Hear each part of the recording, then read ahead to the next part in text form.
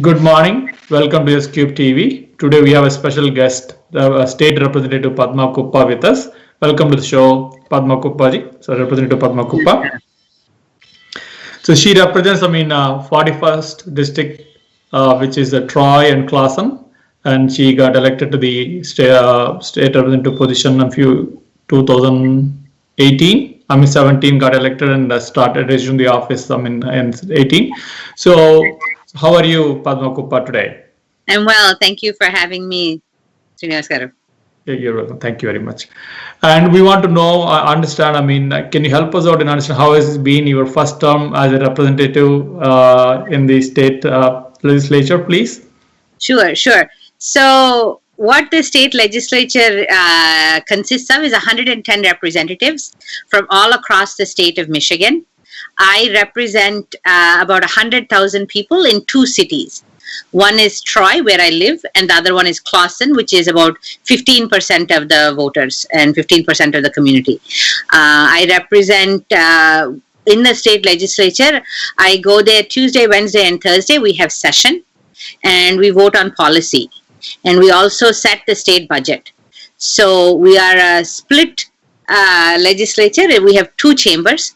One is a Senate with 38 members, and the other is the House where I am. The House is elected every 2 years, so I am up for re-election again this year. Out of the 110, 52 of us, when I started, were Democrats, and 58 are Republicans. Unfortunately, as a result of the pandemic, one of my colleagues in the Democratic caucus has passed away. And so we are now 51 members. And he used to sit diagonal to me. So every day I see his desk right now, they have it draped in black in his memory. So that is something that I see every day. So we vote on bills in the House chamber. Then they get voted on in the Senate chamber. And then if they are approved by both chambers, they'll go to the governor and she would then sign them into law if she also agrees. So 90% of the bills that we vote on usually first go through a committee process. So in the House side, we have the policy committee. So there's a number of policy areas. I have been nominated or appointed to two committees. One is the energy committee, because I'm an engineer and I understand more about scientific things. And then the second committee I have been appointed to is a local government and municipal finance committee. So how cities, villages, and townships work in the state of Michigan. So for example, I represent two cities, but I also worked very closely in the city of Troy as a volunteer. I was appointed to Planning Commission. I know that many parts of the world there are planning commissions. What do we want the city to, how do we want the city to develop? So I was very involved in those decisions. And so I understand a lot of those things that maybe others may not, who come to the legislature, because I have that background. And so also because I like numbers. I asked very much to be on appropriations, because besides policy, which is all the law, the second part of what the state legislature does is set the budget. And much like the federal government budget, the governor proposes a budget. And then after that, the Republicans, because they're in the majority, they get to decide both on the Senate side and the House side how we will take the governor's budget and modify it. And so there is something called the Consensus Revenue Estimating Committee. The House Fiscal Agency is a non-partisan organization that helps us determine what is the money available. And some money is, by law, has to be used for certain things. We don't have a choice. Some money, the legislature has an opportunity to decide. Actually, more than 50% of the money is decided by the state constitution and the formulas in the constitution. The thing that we can do is the statutory money we have discretion over. The constitutional money we have no choice over.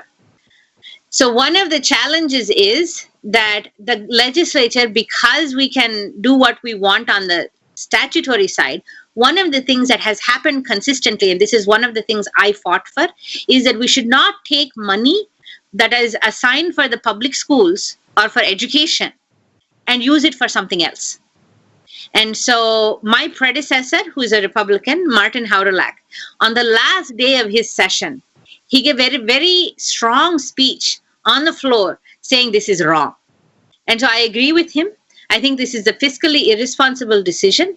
And he basically said we should not use our education funding to fix the roads. So that to me is one of the things that if you say you have this money, you spend it. So although I'm not on the appropriations committee, I have a vote. And my vote represents my community, and that is what I do. I go and vote. But however, as I said, we are not in the majority. So if the 58 members of the Republican caucus want to do something, my vote doesn't have as much value. This is the challenge of living in a democratic process. So I will share with you one of the things that I learned as I was in local government, which is, I think, really important. And that is that you can also push things through if you're in the majority that don't go through committee. So even though the process is there, if you're in the majority, you don't want to follow the process, you don't have to follow the process. So that also has happened while we've been in the legislature. So I'm learning a lot that textbook, what I learned, like, this is the three branches of government, and this is how they work, and you should reach across the aisle. Some of it is good for theory only. And it has been very much eye-opening for me to see how difficult it is to do the right thing when you don't have the gavel in your hand. I see. I mean, I've been hearing the same thing from many of the politicians and also the executive people. I mean, theory is different from practicals. Let it be the students or the politicians or the engineers.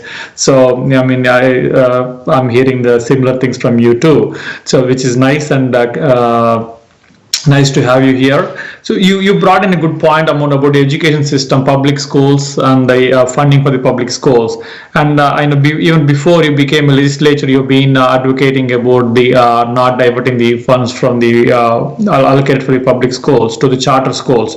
So can you elaborate a little more? I mean, where it's happening? I mean, how did you guys stop it? I mean, can you give any more details on that topic, please, especially in the Troy and the Classen areas? Sure. So over the last 20 years, my children were in the public schools. One graduated from high school in 13, one graduated from high school in 16. Now, why I'm so interested in public schools, I have to give you a little bit of my life history. My parents came to this country before I even started kindergarten. I did LKG in India, in Bhilai. And then I came to the United States and I started kindergarten in New York, in Long Island. And then I went through public schools until I finished 10th grade. And then my parents decided they got the higher education they wanted. My mother worked actually at MIT. My father and mother both worked at Stony Brook, at State University of New York at Stony Brook. My mother's final position was at Georgetown. And so we went back to India, and they are now retired, but they worked at CCMB for my mother. She's a biologist. And my father worked Center for Cellular and Molecular Biology. And my father has a PhD in English literature and a master's in philosophy. And he retired from Osmania University. So education was really important to me. So when we landed in India, I had a younger brother who was 15 years younger than me. So I saw him go through the educational system in India, and I was horrified. The interviews that my parents had to go through, the interview that he had to go through as a 3-year-old, and just the lack of education for all, because education is the economic backbone. తెలుగులో చదువు లేనిది ఏమీ లేదు. That is true. I mean, even in the developing countries, even the developed countries also, even in US, we say for the poor people, if you give them the education, they can try themselves to come out of the poverty. So exactly. The education that's what is happening right now everywhere. God.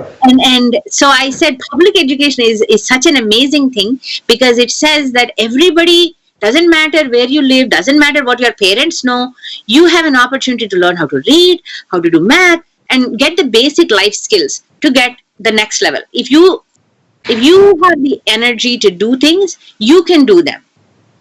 Not everybody is going to have the same advantage. I understand.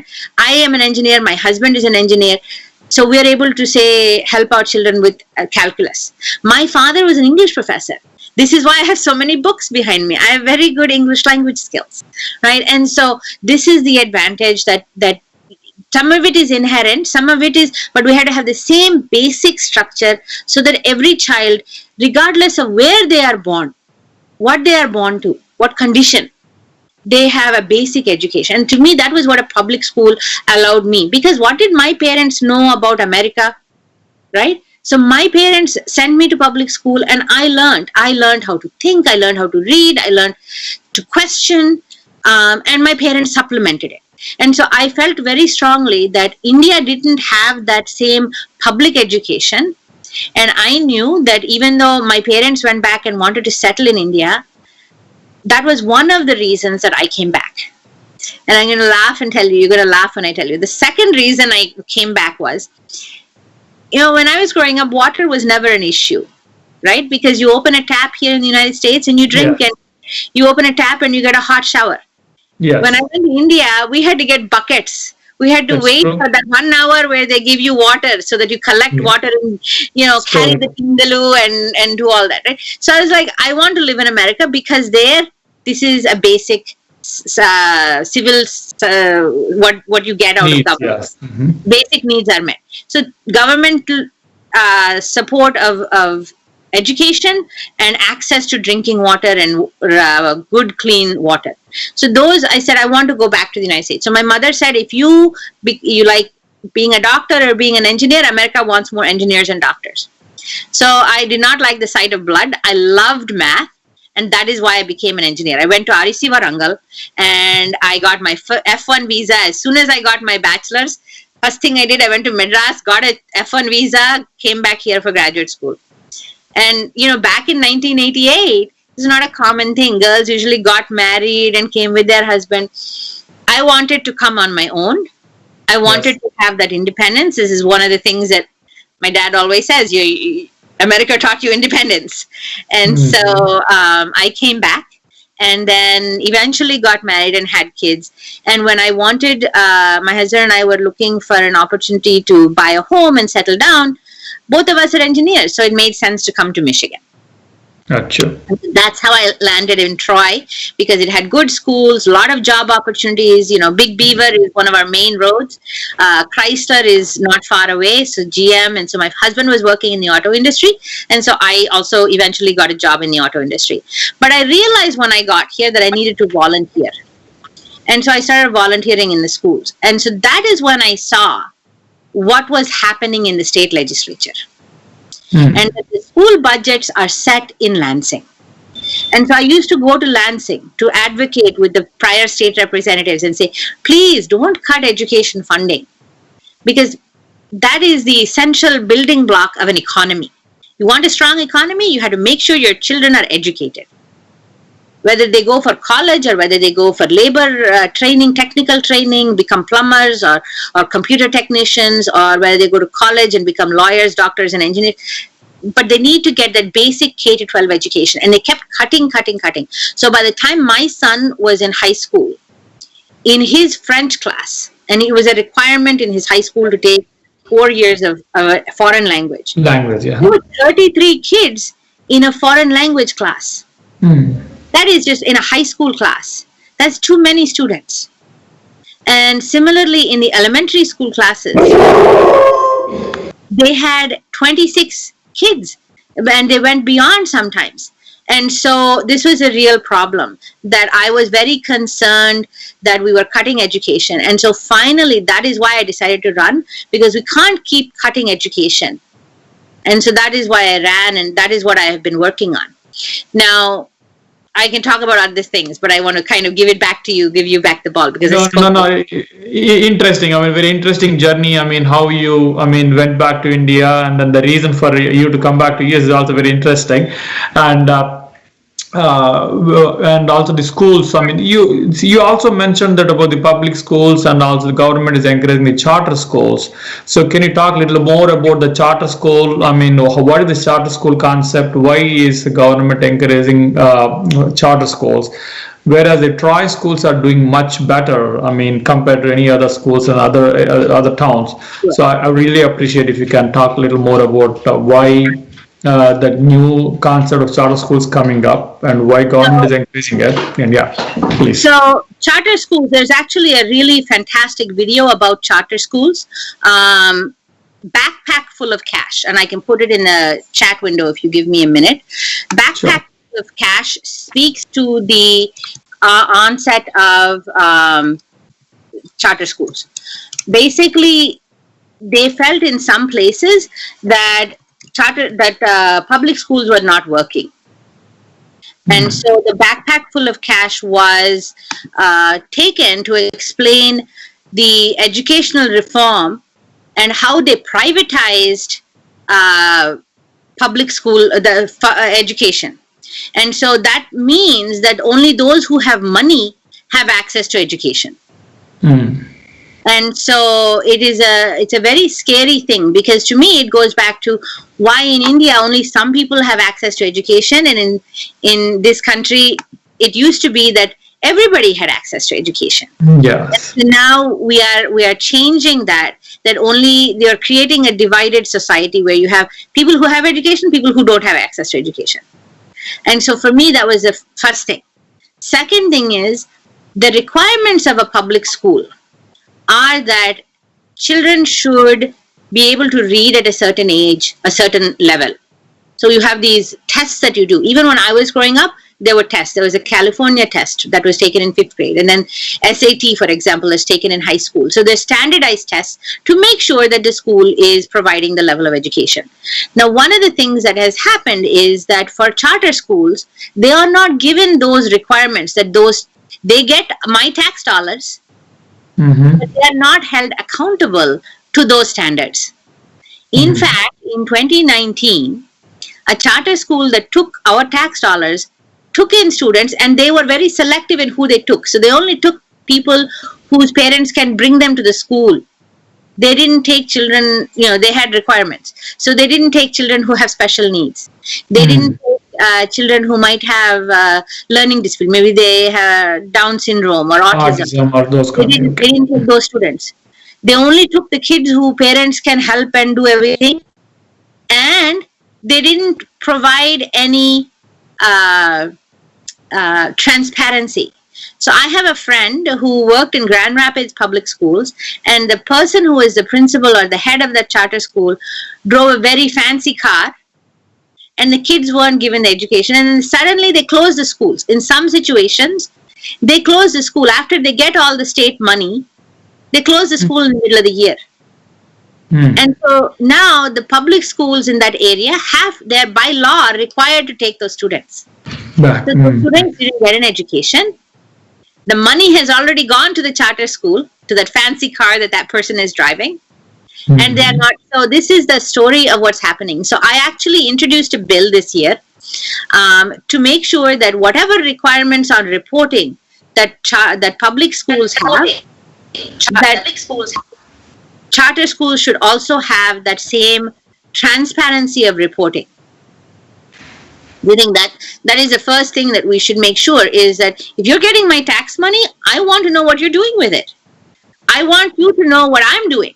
So I'm getting paid by tax dollars. My son always says to me, I'm paying for your job because, it's tax dollars that pay for me. So when I am transparent, I expect anyone who receives public money to be transparent.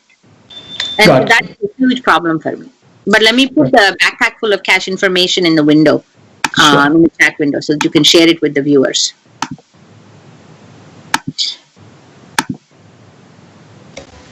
And I will say one more thing, actually. Sure, please.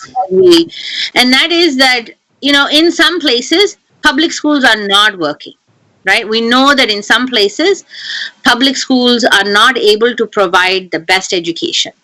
But instead of addressing why they're not able to provide the education, we're assuming it's a failure of the public school.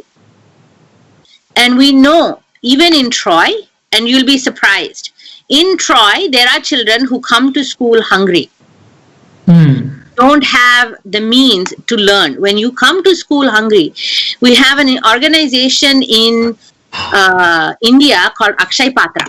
Yeah.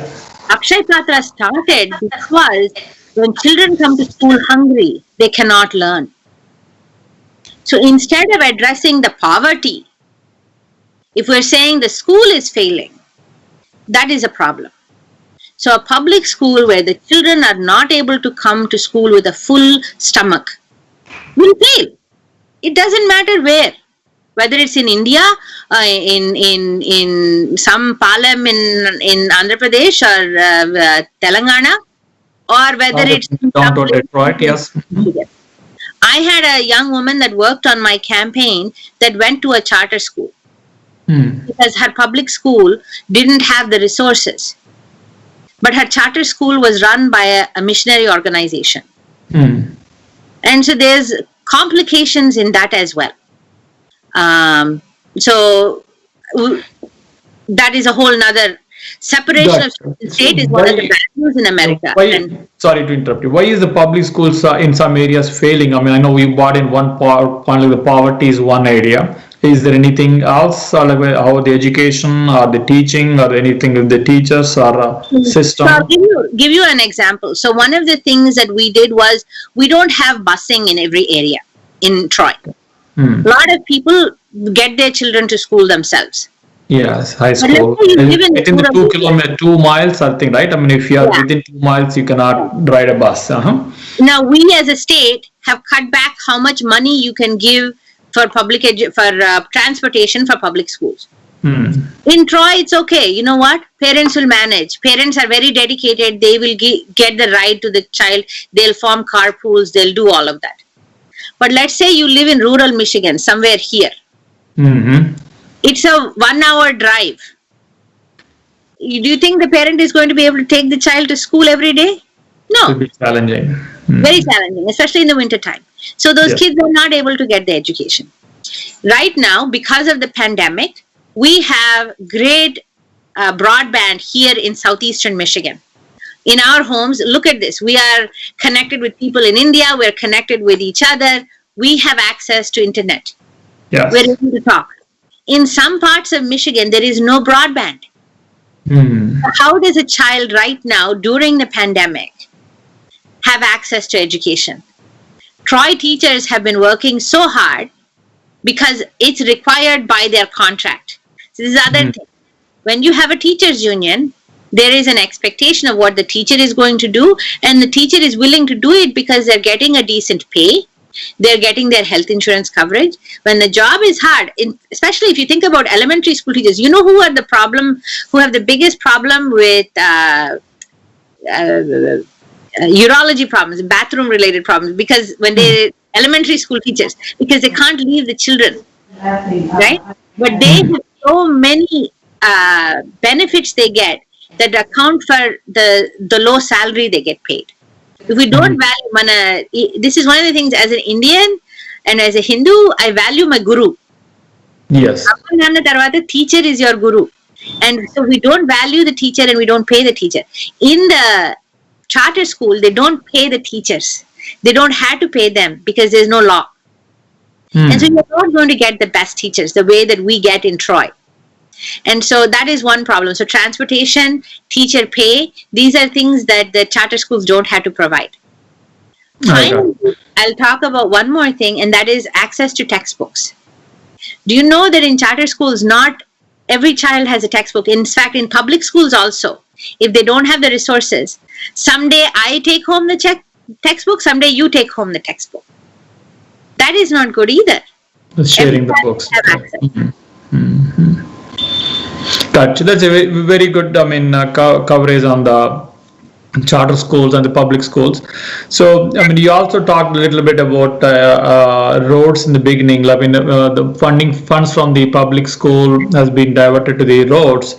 So, that's I don't know whether good or bad. I'm sure it's a bad thing. The public school funds should be given the money, but they should be given the money from different sources. In spite of all these things, but still we see road conditions are very poor in Michigan, and all the citizens are spending a lot of money in getting their vehicles repaired and with the potholes. So why are we not making the construction company accountable for the quality of the work they do? Okay, so let me first start by talking about road funding. Okay. So there's a road funding formula. Okay. Do you know what the road funding formula is from? It's from 1963. Okay. In 1963, they decided that we would give any locality funding for a state road based on the road mile. So if I have a mile of road in Oakland County, which is the most populated county in the state, and I have a mile of road in the Upper Peninsula, we get the same amount of money. Does that seem fair to you? Looks different because the tax we pay more taxes here and they pay less taxes there, and the traffic is also less there and we have more traffic here. The second point, yes. In addition to less traffic, the other thing is that we have more lanes. So if I have a 6-lane road or 8-lane road like Big Beaver, and someplace in northern Michigan has a 2-lane road, I get the same amount of money. Does that make sense? It doesn't. It does not make any sense because 2-lane road, I mean, how is it possible for a 4-lane or 8-lane road to manage with the same budget as a 2-lane road? Correct. So that is a huge problem in the state of Michigan, that we are not funding roads in a smart way, in a fair way. We are not funding roads based on the number of lanes, nor are we funding the roads based on the population density. Similarly, in many, many other places in the state legislative laws, we are not doing things in an equitable way. And I'll give you one more example that I discovered. It is on drain commissions. So drains. In a county, we have drains. So my house connects to the city drain, right? And then the city drain connects to the county drain. In any county, there is a fee that, or an amount that you can spend to fix the drain, the county drain. A house if a house has 4 people versus 2 people, the drain runs a little bit faster when there's only 2. I can tell you because now that Srikari and Shreyas are home during the pandemic, my drains are running more slowly. Gotcha. Okay. It costs me more to maintain the drains here. I have to buy more Drano or whatever I use to fix the drains. Yes. Simple. However, the drains are given money from the state budget based on miles. Nothing to do with population. Again, huge problem when you have a county that I have colleagues who have 5 counties as a district. Because of population. Okay. Population maybe 20,000 per county. I have 100,000 in my 2 cities. So, these are the problems that we need to fix. But guess what? The majority in the legislature, guess where they're from? Do you think they're from here? They're from here. The problems are from here. Upper Peninsula, as you can see on my shirt. This is the Upper Peninsula, and then I have the rest of Michigan on my shirt. So none of us from here are having voice in making decisions. And so that is something that I thought, if I go to Lansing, I'm very much about everybody. Okay, so this is another thing. You're indirectly, getting into if you extrapolate to the larger scale, you're indirectly fueling the popular vote to the versus the electoral vote. But I don't want to get there. Just okay. Well, okay. But this is very much about who has the gavel and what they're willing to do. And when the people that are holding the gavel and setting the agenda are from the rural areas, they're not going to change it. Gotcha. Okay. Hopefully things will change over a period of time. And so what are the new policies you as a legislator introduced in your first term? So I'm an engineer. I didn't study law. I followed the law. And so I've taken a lot of time to learn. Fortunately, as you can tell, I like to read. And so this morning, for example, I had a call from an organization, a lobbying organization that represents Metamora Land Mining Council. And so they called me to talk to me about an issue. Somebody on the Senate side introduced a bill. And so before I even think about introducing policy, I have to be able to vote on policy. So one of the first things I did is become familiar with what is the Energy Committee, what is the Local Government Committee, what are the things that come before us. Second thing I did was when I'm in the chamber, after the committee process. So a bill is introduced, it gets referred to a committee, and then it gets voted on in the committee, goes to another committee, it gets approved, then it'll come to the chamber, to the entire House. So I had to learn about all the bills that come into the House. Then I have to interact with constituents. So in 2019, I knocked on doors because I was interested in knowing, now that I'm in the legislature, these are the things I'm working on. These are the things that the legislature is working on. How do neighbors feel about this? Because my job is to represent. And so I knocked on 15,000 doors. And over the summer of 2019, obviously this year I'm not able to do that. And I also interacted with constituents. We held 55 events last year. Town halls, coffee hours, senior lunches, senior coffee hours. We provided educational seminars for senior citizens at Troy Community Center and at Clawson Senior Center. And so I did all of these things so that I could hear from people as I was. And one of the things I heard about was that people are very concerned about prescription drug pricing. People are very concerned about healthcare. That's true. Because the federal government passed something called the Affordable Care Act, ACA. And so while my first bill is something that came directly from a constituent family, my first bill of 2019 was a bill to prevent an online sexual predator from victimizing a vulnerable adult. So we have all these laws about, a child is online and there's a bad person and makes them give personal, private, sometimes sexually explicit information. We have laws. But when you have somebody who has autism or Down syndrome and they're 19 and they don't know and they're online, we have no law preventing that. And so one of the local families had a 19-year-old daughter. She graduated from high school with my son in 2016. When she was 19, she was a victim of an online sexual predator. So they put him in jail for 3 days. He came back out, no criminal record. He's doing it again. And so there's no law. So we introduced a law. It's called Justice for Allie. And the Hayes family came and testified. Now, I had to beg and plead because I'm a minority legislator. I'm a freshman. Fortunately, I know the chair of the first committee that it was referred to, the Family, Children, and Seniors Committee. And I pleaded with her. I said, please, can you give me a hearing on this bill? You would think that because I'm a Democrat and she's a Republican, it should be no problem because this is not a Republican or Democrat issue. That's true. It took me 5 months to allow me to be on the schedule. It has been sitting, that same bill passed unanimously. They heard the stories. Everybody was so sad when they heard what happened. We had experts, we had stakeholders, we had Autism Alliance, we had the Disability Network, Michigan Department of Civil Rights. Everybody came. Everybody agreed this is a good bill. We should close the loophole in the law. It doesn't cost any money. It has been sitting in the Judiciary Committee for more than a year. In fact, exactly a year ago today, June 19th, it was referred to the Judiciary Committee.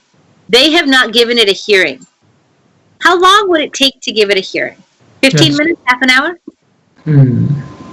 It's a very unfortunate thing to hear that, but same time, congratulations. I mean, you got your first bill passed, and which is helping people, especially vulnerable adults. So another bill, the first bill I did this year was a bill to protect healthcare for people with pre-existing conditions. This is one of the 4 main pillars of the ACA.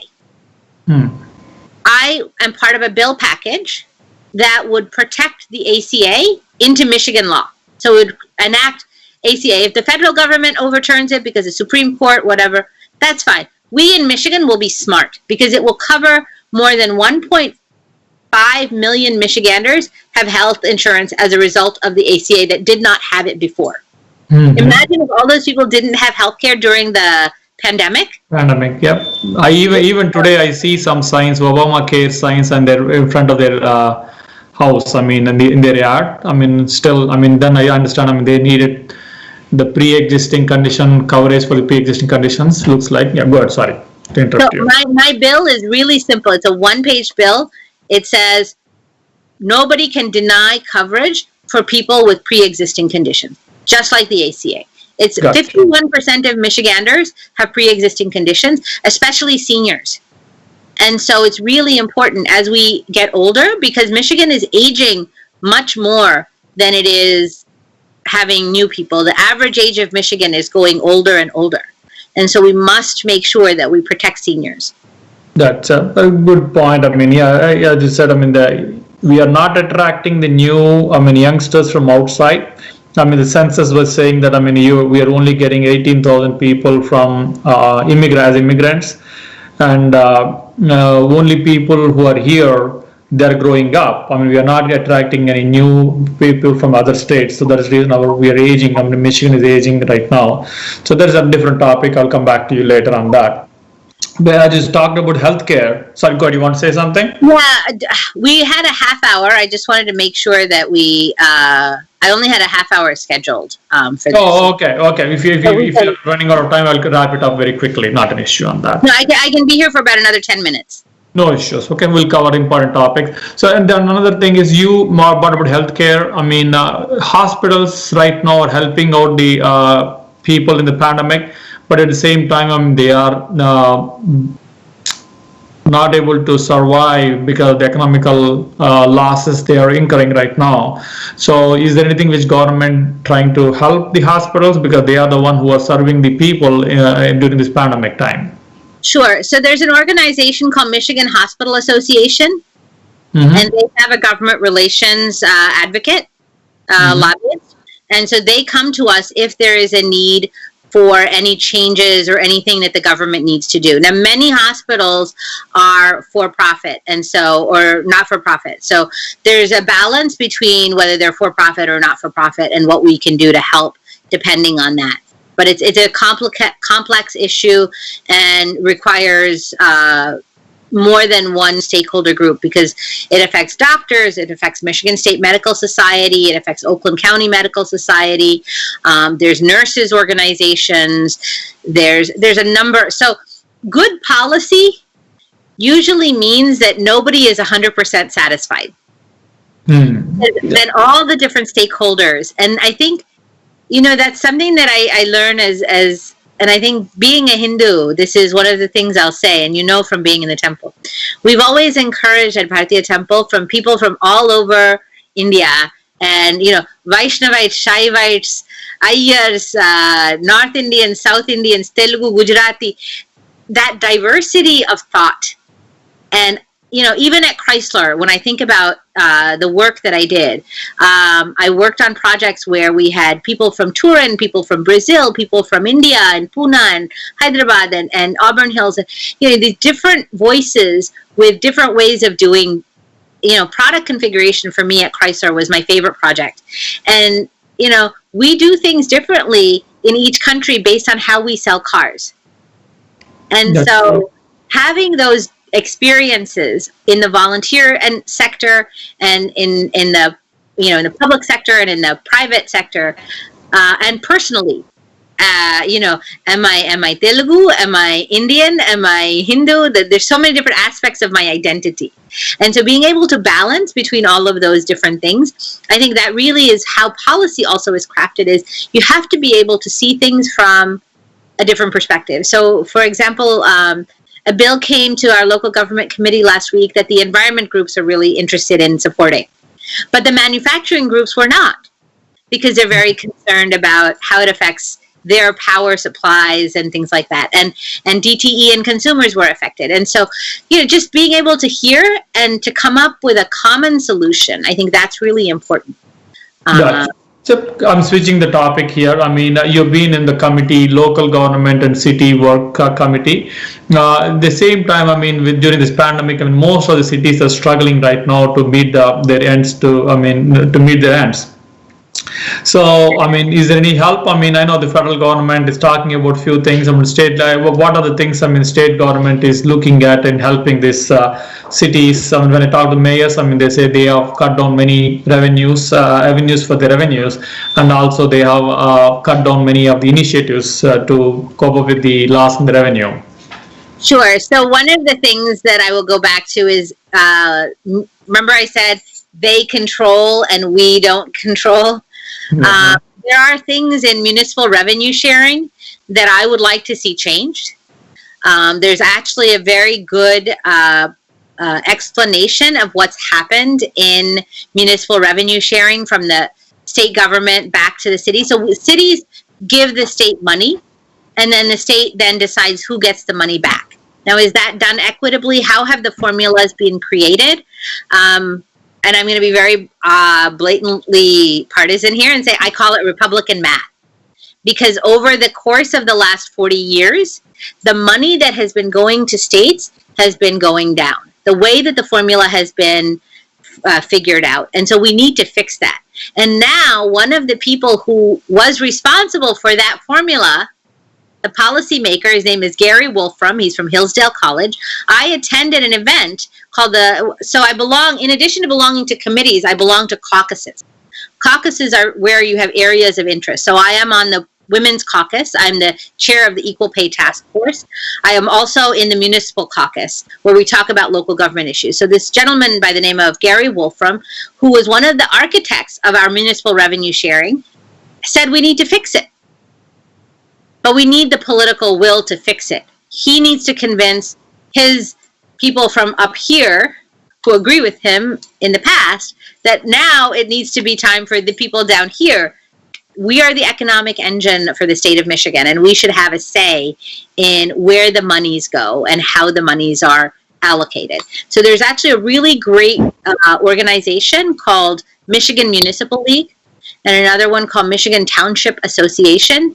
And the two of them and the Michigan Association of Counties, all of them advocate, because we can't just pull the rug out and say we're not going to help the poorer areas, the rural areas of the state. We really need to find a balanced way to do it. And so, working together with Michigan Municipal League to save my city is a huge initiative. And so it's called a SaveMyCity.org. And so I will put that also in the chat window.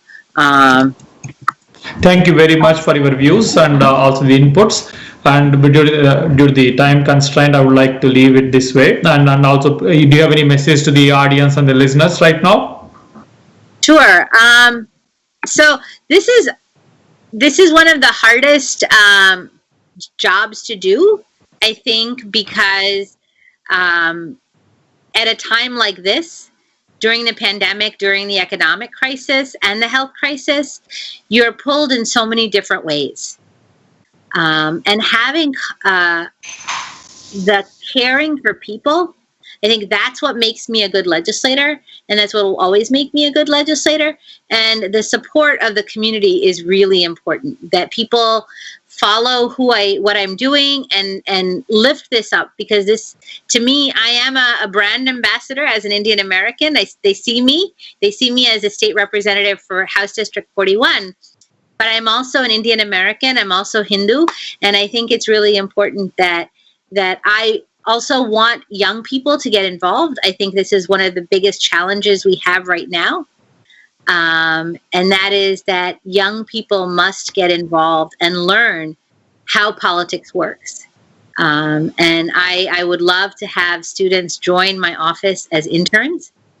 And we have a number of them from Troy that are now working with my office virtually. But yeah. Very nice. Thank you very much for your time and also the inputs and the views. We wish you all the best in your second run for the same position. And one last thing, do you have any message in Telugu to the community we have in Michigan, I mean, especially in the Troy area? I would really appreciate if you can say things. తెలుగులో మీరు చెప్పగలిగితే కూడా బాగుంటుంది అనుకుంటున్న message. నా తెలుగు నేను మర్చిపోతున్నాను, ఎందుకంటే ఎక్కువ ఇంగ్లీష్ లోనే మాట్లాడుతున్నాను. సో ఇది ఒక చాలా బాధగా ఉంటుంది నాకు. తెలుగు వాళ్ళతో ఇంటరాక్ట్ అవ్వడం ఆపర్చునిటీస్ చాలా తక్కువ అయిపోయాయి, ఎందుకంటే ఈ జాబ్ చాలా డిమాండింగ్ గా ఉంది. కానీ అందరికీ నా కృతజ్ఞతలు, ఎందుకంటే అందరి సపోర్టు, అందరూ నన్ను అర్థం చేసుకుని నాకు సపోర్ట్ ఇచ్చారు. రిపబ్లికన్ డెమోక్రాట్ అని చూడకుండా నా పబ్లిక్ సర్వీస్ చేయాలని నేను వచ్చాను అని అర్థం చేసుకుని నాకు ఓటేశారు. రెండోది, ప్లీజ్ అందరూ నన్ను ఫాలో అవ్వండి సోషల్ మీడియాలోను, ఈ న్యూస్ సైన్ అప్ అవ్వండి. ఇక్కడ వెబ్సైట్ పెట్టాను, అందరూ నన్ను ఫాలో అవుతే నేను ఏం చేస్తున్నానో నేను చాలా ఐ వాంట్ అందరికీ తెలియజేయాలని నాకు చాలా ఉంది. ఎందుకంటే ఈ పాలిటిక్స్ డెమోక్రసీ పని చేయాలంటే ఇఫ్ ఇట్ షుడ్ వర్క్, తప్పకుండా మనం ఇన్వాల్వ్ అవ్వాలి. మనుషులు లేకుండా డెమోక్రసీ నడవదు. సో మనుషులు ఎంత ఇన్ఫార్మ్డ్ గా ఉంటే, మంచి సోర్సెస్ నుంచి ఇన్ఫర్మేషన్ తీసుకుంటే, నేనేమి అనుభవిస్తున్నానో నేర్చుకుంటే, వింటే, తెలుసుకుంటే అందరికి నాకు strength. I got it. Thank you very much for your time. And తప్పకుండా ఇంకోసారి మీ దగ్గర టైం తీసుకొని ఇంకో విషయాలు మాట్లాడదాం మీతోటి. Thank you. ధన్యవాదాలు. Thank you very much for your. Have a nice day.